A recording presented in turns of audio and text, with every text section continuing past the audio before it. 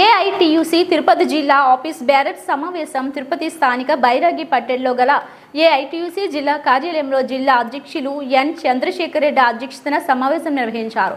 ఈ సమావేశానికి ముఖ్య అతిథులుగా ఏఐటియుసి రాష్ట్ర అధ్యక్షులు రావులపల్లి రవీంద్రనాథ్, జిల్లా నిర్మాణ బాధ్యులు నాగు సుబ్బారెడ్డి హాజరై ప్రసంగించారు. ఈ సందర్భంగా వారు మాట్లాడుతూ కేంద్ర రాష్ట్ర ప్రభుత్వాలు అనుసరిస్తున్న కార్మిక వ్యతిరేక విధానాలపై పెద్ద ఎత్తున ఏఐటియుసి ఆధ్వర్యంలో పోరాటాలకు సిద్ధమవుతున్నామని, అందుకోసం కార్మిక వర్గాన్ని కదిలించాలి, హామీల అమలు కోసం, లేబర్ కోడ్ల రద్దు కోసం, స్కీమ్ వర్కర్లపై రాజకీయ వేధింపులకు వ్యతిరేకంగా కూటమి ప్రభుత్వం ఇచ్చిన హామీలు అమలు కోసం ప్రైవేటీకరణకు వ్యతిరేకంగా పెద్ద ఎత్తున పోరాటాలకు సిద్ధం కావాలని, అలాగే కూటమి ప్రభుత్వం ఆప్కాస్ రద్దు కోసం ప్రభుత్వం చేస్తున్న ప్రయత్నాలను ఆదిలోని అడ్డుకోవడానికి ఆందోళనకు సిద్ధపడాలని వారు అన్నారు. అలాగే స్థానికంగా ఉన్న సమస్యలను ఈ సమావేశంలో చర్చించడం జరిగిందని, టీటీడీలో పనిచేస్తున్న కాంట్రాక్ట్ కార్మికులకు కనీస వేతనాల కోసం, ఉద్యోగ భద్రత తదితర సమస్యలపై మార్చి నెలలో పెద్ద ఎత్తున పోరాటాలు సాగించాలని, భవన నిర్మాణ కార్మిక సంక్షేమం చట్టం తిరిగి పునరుద్ధరించాలని, భవన నిర్మాణ కార్మిక సంఘం జిల్లా మహాసభలు ఈ నెల 23న నిర్వహించాలని, అందులో ఇతర రాష్ట్రాల నుంచి వచ్చి పనిచేస్తున్న భవన నిర్మాణ కార్మికుల హక్కుల కోసం, వలస కార్మికుల చట్టం అమలు కోసం, కార్మిక దోపిడీకి వ్యతిరేకంగా పెద్ద ఎత్తున పోరాటాలకు సిద్ధపడాలని మహాసభలో చర్చించాలని సమావేశం తీర్మానించింది. సరే, పత్రికా సోదరులకు నమస్కారాలు. ఇవాళ ప్రెస్ మీటు ఇచ్చేసినందుకు మీకు అందరూ కూడా విలేకరు సోదరులకు నమస్కారం పెడుతూ, మన ఏఐటిసి రాష్ట్ర అధ్యక్షులు రావులపల్లి రవీంద్ర గారు, అదేవిధంగా రాష్ట్ర ఆఫీస్ బేరర్స్ అంగన్వాడీ వర్కర్స్ రాష్ట్ర కార్యదర్శి లలితమ్మ, ఏఐటిసి జిల్లా అధ్యక్షులు చంద్రశేఖర్ రెడ్డి, శివ, రాజా, ఉదయ్, నాగరాజమ్మ, గోవిందస్వామి, మన ఆర్టీసీ సత్యనారాయణ సార్ ఉన్నాయి. దానికి ఏ ప్రభుత్వం వచ్చినా ఆ పోస్టులు మాత్రం భర్తీ చేయట్లే. దాదాపు 15 ఏళ్ళ నుంచి ఖాళీగా ఉన్న పోస్టులు భర్తీ చేయలేదు. ఎవరైతే అక్కడ కాంట్రాక్ట్ కార్మికులు ఉన్నారో వాళ్ళకి వేతనాలు కూడా సకాల పద్ధతులు ఇచ్చే పరిస్థితి లేదు.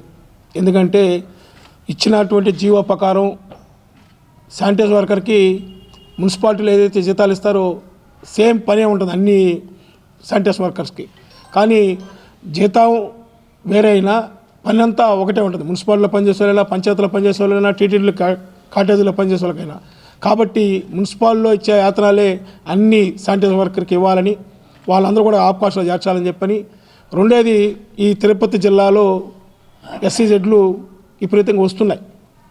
అయితే ఇక్కడ ఉన్నటువంటి ఎయిర్పోర్ట్ దగ్గర ఉన్నటువంటి సెల్కాన్ కానీ కొన్ని కంపెనీలు ఉన్నాయి. దాంట్లో అక్కడ స్థానికులుగా ఉండేటువంటి 70% ఉద్యోగాలు ఇవ్వాల్సి ఉంది. కానీ ఇక్కడ ఉన్నటువంటి కంపెనీలంతా కూడా బయట నుంచి, ఒరిస్సా నుంచి, మహారాష్ట్ర నుంచి, అక్కడి నుంచి వర్కర్స్ తెచ్చుకుని ఇక్కడ పనిచేసుకున్నారు. ఈ ఫ్యాక్టరీల్లో పనిచేసేటువంటి కార్మికుల్ని అక్కడ ఉన్నటువంటి స్థానికులనే పెట్టుకోవాలని చెప్పని ఈవేళ ఈ తిరుపతిలో ఉండేటువంటి పెద్ద హాస్పిటల్లో, రోయ్ హాస్పిటల్ కానీ, మెటర్నిటీ కానీ, మెడికల్ కాలేజీలో కానీ పనిచేసేటువంటి శానిటైజ్ వర్కర్కి, సెక్యూరిటీ గార్డ్స్కి సక్కర పత్రాలు జీతాలు ఇట్లా కాంట్రాక్టర్లు 3 ఏళ్ళ నుంచి పిఎఫ్ ఇవ్వకుండా ఆపుదలు చేస్తున్నారు. అదే పద్ధతిలో అన్ని హాస్పిటల్లో కూడా ఈ పరిస్థితి కొనసాగుతున్నది. కావున వచ్చినటువంటి ప్రభుత్వం వీళ్ళపైన దృష్టి పెట్టి ఖచ్చితమైన పద్ధతిలో ఆప్కాసులు చేర్చి కార్మికులకి అండగా ఉండాల్సింది విజ్ఞప్తి చేస్తూ ఉన్నాం. ఏఐటిసి రాష్ట్ర అధ్యక్షులు రావులపల్లి రవీంద్రనాథ్.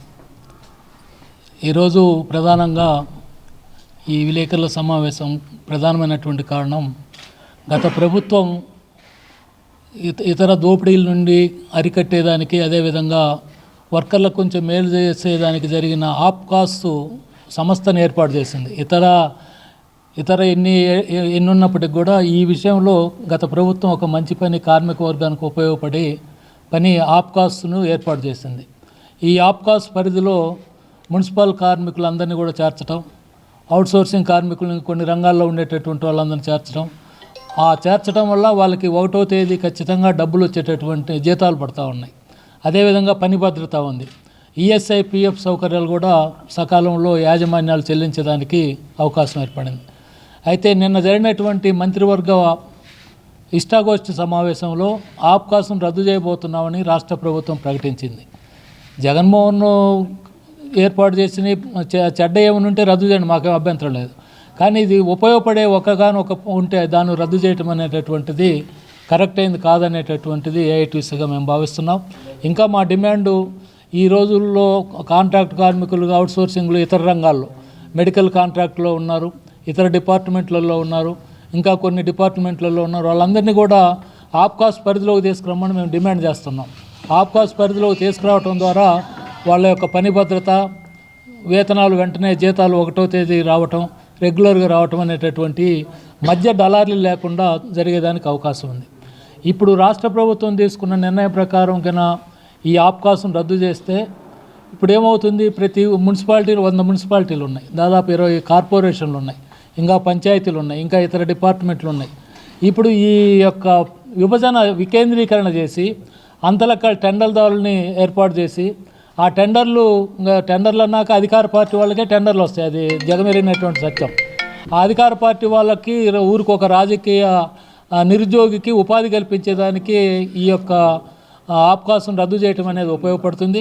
అందువల్ల మళ్ళా తిరిగి వాళ్ళందరూ ఆ కాంట్రాక్టర్లందరూ రంగంలోకి వస్తే మున్సిపల్ కార్మికులకు వేతనాలు రావు, తగ్గిస్తారు, పని భద్రత లేదు, అంతా కూడా రాజకీయ కక్ష సాధింపులు అన్నీ కూడా జరుగుతూ ఉన్నాయి. అందువల్ల మేము డిమాండ్ చేస్తున్నటువంటిది ఆప్కాస్ని కొనసాగించాలి, రద్దు చేసే ఆలోచన విరమించాలనేటటువంటిది మాది ఒక ప్రధానమైనటువంటిది. ఈ ఆప్కాస్లో అన్ని రకాల శానిటేషన్ వర్కర్స్, టీటీడీలో చేసేవాళ్ళు కావచ్చు, పంచాయతీల్లో చేసేవాళ్ళు కావచ్చు, మెడికల్ కాంట్రాక్ట్లో చేసేవాళ్ళు కావచ్చు, శానిటేషన్ అనేది అందరికీ ఒకే రకమైన వృత్తి, అందరూ 8 గంటలు 10 గంటలు పనిచేయాల్సిందే. అందువల్ల ఆ శానిటేషన్ చేసే వాళ్ళందరినీ కూడా మరి ఆప్కాస్లో చేర్చాలనేది మాది ప్రధానమైనటువంటి డిమాండ్.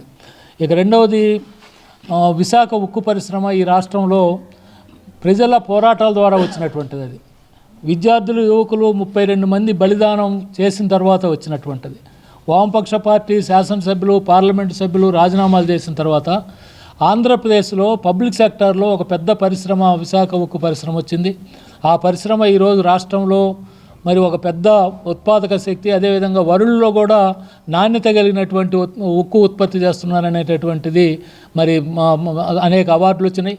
మొన్న కరోనా సమయంలో ప్రపంచమంతా కూడా ఆక్సిజన్ను ఈ ఉక్కు పరిశ్రమ ద్వారానే సరఫరా చేసినటువంటి సామర్థ్యం కలిగినటువంటి సంస్థ, 3 లక్షల కోట్ల రూపాయలు విలువలు చేసేటటువంటి సంపద కలిగినటువంటి 40,000 మంది కార్మికులకు ఉపాధి కల్పిస్తున్నటువంటి, ఇంకా పరోక్షంగా 60-70 వేల మందికి ఉపాధి కల్పిస్తున్నటువంటి ఉక్కు పరిశ్రమని మరి ఏ కారణం లేకుండా నష్టాలు వస్తున్నాయి సాగుతో రద్దు చేయటం, ప్రైవేటీకరించడం అనేటటువంటిది ఏఐటీసీ తీవ్రంగా వ్యతిరేకిస్తున్నది. ఇప్పుడు దాదాపుగా 1420 రోజులుగా అక్కడ ఆందోళన జరుగుతూనే ఉంది, రాష్ట్ర వ్యాప్తంగా జరుగుతూ ఉన్నాయి, రాష్ట్ర వ్యాప్తంగా కూడా సంఘీభావం జరుగుతుంది, ఇంకా జరుగుతున్నాయి. అయితే మొన్న కేంద్ర ప్రభుత్వం ఒక 1150 కోట్లు రుణం ఇస్తున్నామని చెప్పి, అప్పు ఇస్తున్నామని చెప్పి ప్రకటించారు. అప్పు మరింత రుణభారం అవుతుంది, కానీ ఈ ప్రైవేటీకరణకి చేసేదానికి ఉపయోగపడదు, కానీ పరిశ్రమ బాగోగులకు ఉపయోగపడదు అనేది మా యొక్క విజ్ఞప్తి. అందువల్ల ఈ అప్పులు ఇలాంటివి కాకుండా ఉక్కు పరిశ్రమకి సొంత గనులు కేటాయించాలి. సొంత గనులు కేటాయించడం ద్వారా ఉత్పాదక పెరుగుతుంది.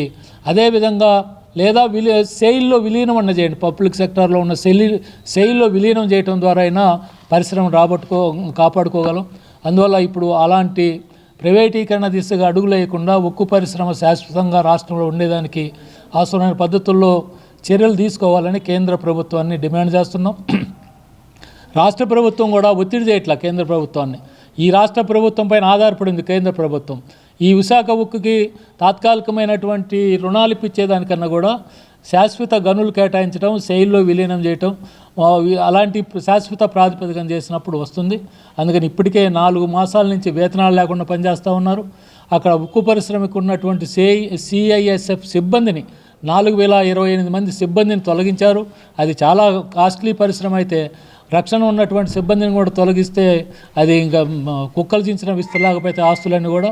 అందుకని ఆ సిబ్బందిని వెంటనే పునరుద్ధరించాలనేటటువంటిది మా డిమాండు.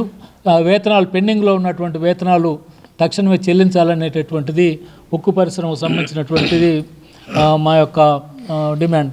దానితో పాటు మన రాష్ట్ర విభజన సమయంలో విశాఖ ఉక్కుతో పాటు కడపలో కూడా ఉక్కు పరిశ్రమ పెడతామని హామీ ఇచ్చారు. మరి కడప ఉక్కు పరిశ్రమ చంద్రబాబు నాయుడు గారు శంకుస్థాపన చేశారు. మళ్ళా జగన్ గారు వచ్చినాక మళ్ళీ ఆయన శంకుస్థాపన చేశారు. మళ్ళీ ఇంత 7 సంవత్సరాలు గడిచిపోయింది. అనేకమైనటువంటి ఇబ్బందులు అవస్థలు ఉన్నటువంటిది కార్మికులు. ఈ సంస్థని 8 మాసాలు అయినప్పుడు కూడా ఇప్పటికి రివ్యూ చేయకుండా మరి దీన్ని గాలికి వదిలేస్తే కాంట్రాక్ట్ కార్మికులు ఇబ్బంది పడుతున్నారు. స్కీమ్ వర్కర్లు వేతనాలు పెంచగా వాళ్ళు ఇబ్బంది పడుతూ ఉన్నారు.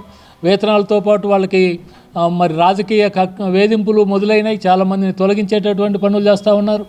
అదేవిధంగా వీటన్నింటినీ పర్యవేక్షించాల్సినటువంటి లేబర్ డిపార్ట్మెంటు నిర్వీర్యమైపోయింది. లేబర్ డిపార్ట్మెంట్ ఎక్కడా ఖాళీలు భర్తీ చేయలేదు. అందువల్ల రివ్యూ చేసి ఈ యొక్క కార్మిక వర్గ సంబంధించిన సమస్యలు పరిష్కారం చేసి అదే దాంతోపాటు 73వ షెడ్యూల్ ఆంధ్రప్రదేశ్ 73వ షెడ్యూల్లో ఉంది. ఈ 73వ షెడ్యూల్లో దాదాపు 20 లక్షల మంది కార్మికులు పనిచేస్తూ ఉన్నారు.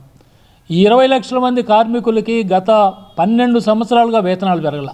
చంద్రబాబు నాయుడు ఉన్న కాలంలో, జగన్మోహన్ ఉన్నటువంటి కాలంలో, మళ్ళీ 8 మాసాల్లో ఇప్పటికీ 73వ షెడ్యూల్లో పనిచేస్తున్నటువంటి కార్మిక వర్గానికి వేతనాలు పెరగక కోట్ల రూపాయలు నష్టపోవాల్సినటువంటి పరిస్థితి వచ్చింది. ఈ 73 షెడ్యూళ్ళ యాజమాన్యాలకి ఈ వేతనాలు పెంచకపోవడంలో ఆదాయం అంతా కూడా యాజమాన్యాలు మరి దీనికి చేసేటటువంటి పరిస్థితి మనం చూస్తున్నాం.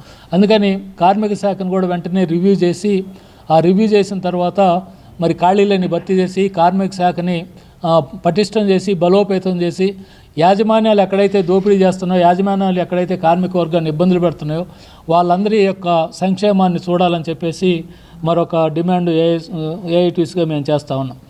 అదేవిధంగా 2-3 సంక్షేమ బోర్డులు కావాలని ఇంతకుముందు భవన నిర్మాణ కార్మిక సంక్షేమ బోర్డు ఉంది.